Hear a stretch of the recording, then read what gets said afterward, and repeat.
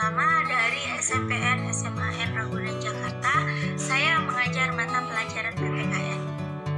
Pada kesempatan hari ini, kita akan belajar tentang norma dalam bermasyarakat. Nah, norma dalam bermasyarakat ini ada di kelas 7, semester 1. Nah, mari kita simak materi hari. Anak-anak sekalian, pernah dengar yang namanya norma? Atau adakah yang pernah mendengar dengan peraturan? Nah, hari ini kita akan mengulas sedikit tentang norma. Norma itu adalah peraturan yang ada dalam kehidupan sehari-hari. Nah, peraturan ini atau aturan ini biasanya kita temui di lingkungan masyarakat. Aturan-aturan ini bisa disebut dengan norma yang mengatur tingkah laku kita dalam kehidupan sehari-hari, baik itu di lingkungan keluarga, sekolah, masyarakat, ataupun untuk bangsa. Itu ada 4 macam. Yang pertama, norma agama. Yang kedua, norma kesopanan. Yang ketiga, norma kesusilaan.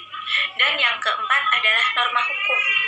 Nah, sebelum kita mempelajari norma-norma itu, kita lihat gambar yang ada di belakang saya ini. Nah, ini adalah bagian dari contoh-contoh adalah norma atau aturan yang berasal dari Tuhan.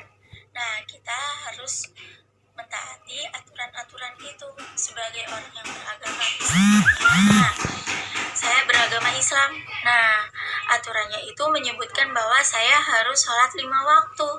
Apabila saya mengerjakan, maka saya tidak akan mendapatkan sanksi, malah saya mendapatkan pahala. Akan tetapi, jika saya tidak mengerjakan, maka saya akan berdosa. Nah, berdosa itu adalah sanksi yang kita terima apabila kita melanggar norma agama.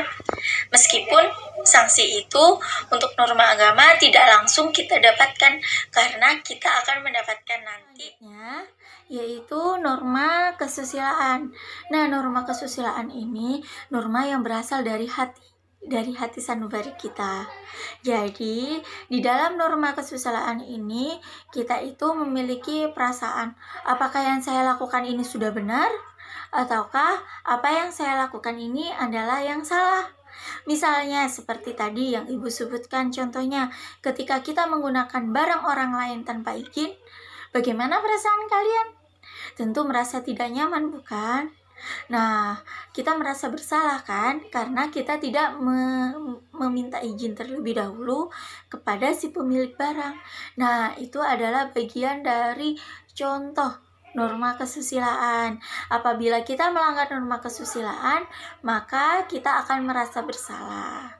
Jadi, sanksinya itu rasa bersalah yang ada dalam diri kita. Itu adalah bagian dari contoh norma kesusilaan. Adalah norma kesopanan.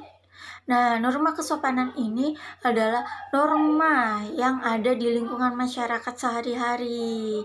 Nah, Anda yang ingat apa yang harus kita lakukan ketika kita mau berangkat ke sekolah?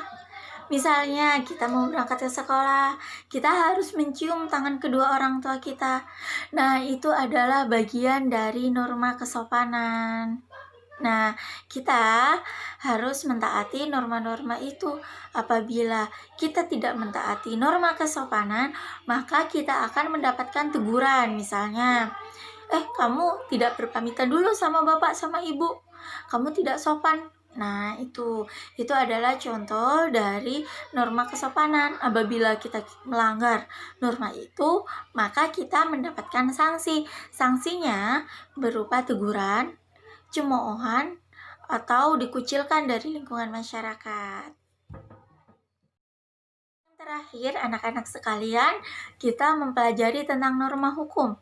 Norma hukum pada umumnya itu tergantung konteksnya ya, tergantung tempatnya.